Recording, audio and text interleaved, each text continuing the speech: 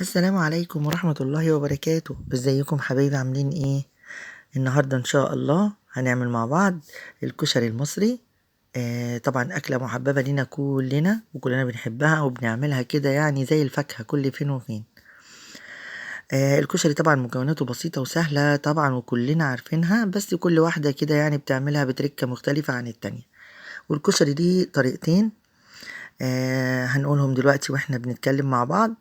ده الأول هنشوف شكل الطبق النهائي، وبعد كده يلا بينا على البدايات. أول حاجة عندنا حلة على النار فيها بصلاية متقطعة وشوية زيت. طبعا الكشري بيتعمل بزيت مش بسمن. هنقلب البصلة كده لغاية ما تصفر معانا ذهبي كده، وهنروح طبعا مسويين فيها العدس. أول حاجة بنعملها بنكون غسلين العدس، اللي هو طبعا العدس بكبة اللي هو البني. بنغسله غسلة كويسة وننقعه في شوية مية دافية كده قد ساعة، نص ساعة زي ما تحبي، علشان لو في أي حاجة أو أي شوائب تخرج منه.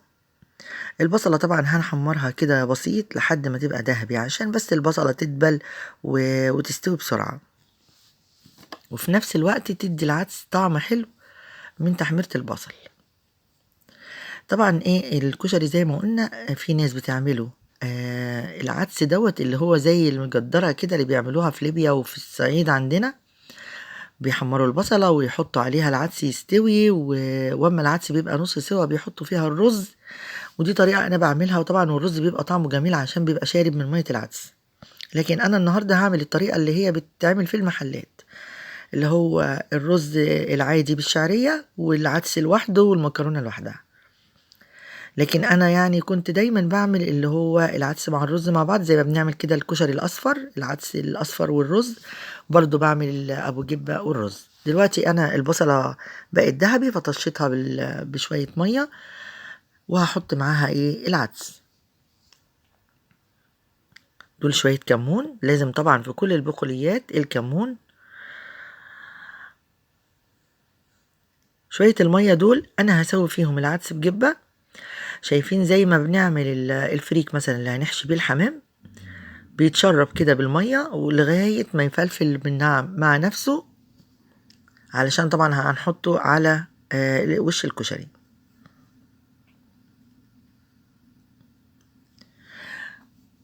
فطبعا احنا على الكشري متعودين طبعا ان احنا بنعمله، نعمل جنبه مثلا الحمص الشام نحط على الوش، نعمل جنبه الدقة، نعمل جنبه الصلصة، صلصة بشطة وصلصة عادية، علشان اللي بيحب ده ويحب ده.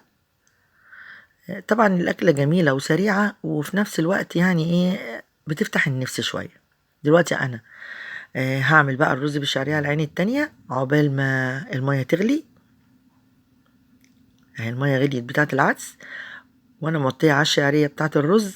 طبعا برضو الرز هيتعمل بزيت الذرة او زيت نباتي، اي زيت عندك. الكشري طبعا بيخشش فيه السمنة خالص.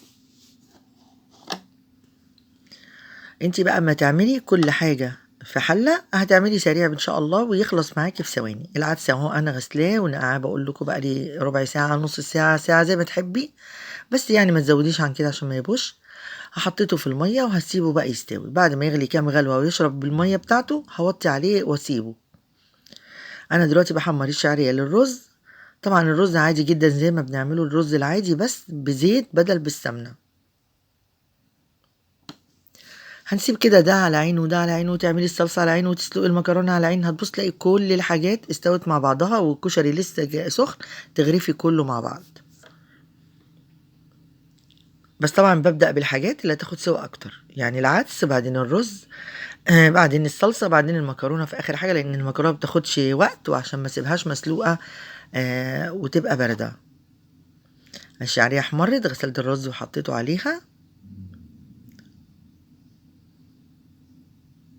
على فكرة انا مش شغالة بالشمال، بس عشان انا بصور بالكاميرا الامامية فمطلعة كل حاجة العكس.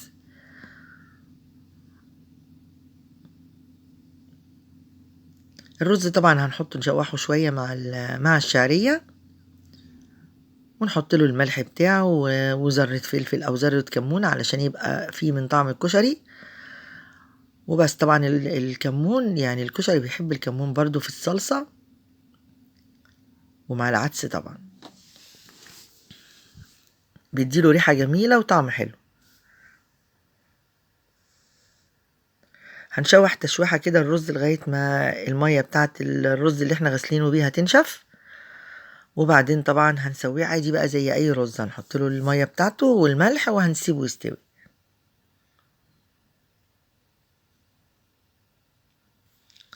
طبعا في ناس بتحب تحط للرز مية بتغلي، انا مش بتفرق معايا. ليه؟ لان انا اصلا بحط يعني بشوح الرز فبيبقى كله سخن، اول ما بتحطي المية مفيش دقيقتين وبيغلي. وفي نفس الوقت ما بكترش المية عشان انا عاملة حسابي انها هتقعد شوية لغاية ما ما تغلي.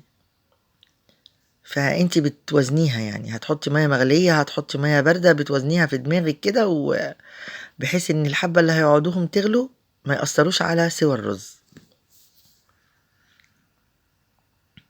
ادي رشة كمون، وهنحط الملح بتاعه وهنسيبه بقى يغلي على جنب ونشوف اللي بعده.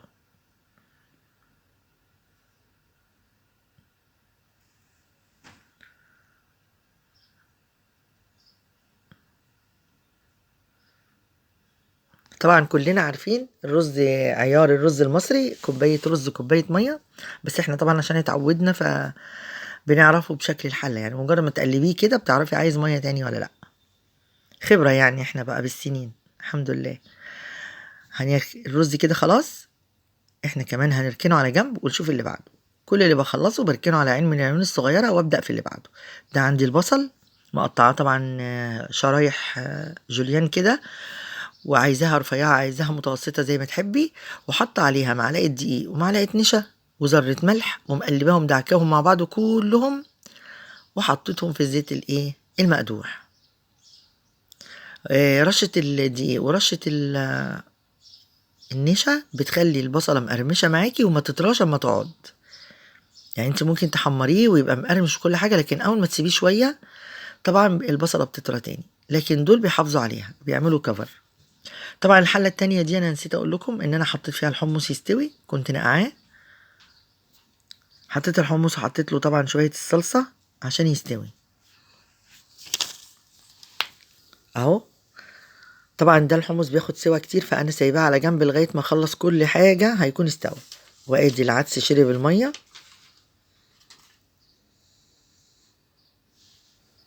انا هوطي عليه بقى لغاية ما يتشرب كده زي الرز ما بيتشرب بعد ما يشرب ميته. هوطي عليه واسيبه يتشرب عشان يبقى مفلفل. وطبعا ايدي في البصلة على طول علشان تبقى كلها لون واحد. والزيت اللي مكان البصلة طبعا هنشل البصلة على الورق المناديل المطبخ، وهحط الصلصة مكانه عشان تبقى ريحتها من ريحة البصل اهو. ادي حطينا خلاص الطماطم المعصورة، وهنحط عليها معلقة كبيرة صلصة وشوية بابريكا وشوية كمون، وهسيبهم يغلوا على مهلهم كده. خلاص مش فاضل لنا الا سلق المكرونة، كل حاجة على عين وكل حاجة بتستوي. اخر حاجة هعملها خالص هسلق المكرونة، وكل حاجة على عين متوطي عليها يبقى كله هيستوي مع بعضه. لو شايفين العدس خلاص اهو شرب المية كلها، عقبال ما هيتشرب في الحبة دول هيبقى مفلفل وفي منتهى الجمال. وادي الحمص دخل في السوا، مش هحط له طبعا الليمون والكمون الا في الاخر. وادي المكرونة ولعت عليها تتسلق. طبعا انا كان عندي مكرونة سباكيتي والله بس نسيت احط.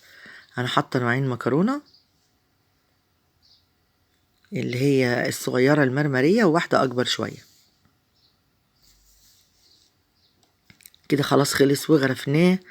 وده الشكل النهائي بتاعه. طبعا بتحطي الرز من تحت عليه طبقة من العدس، بعد كده طبقة من المكرونة، بعد كده الصلصة، وترشي عليها الحمص والتقلية. ولو حابة تحطي عدس تاني على الوش براحتك. حاطه لهم شوية حمص لوحديهم، عملت دقة طبعا بالخل والثوم والليمون. ودي الصلصة، واحدة شطة وواحدة من غير شطة. لو عجبكم الفيديو ما تنسوش شير ولايك وسبسكرايب، والسلام عليكم ورحمة الله وبركاته.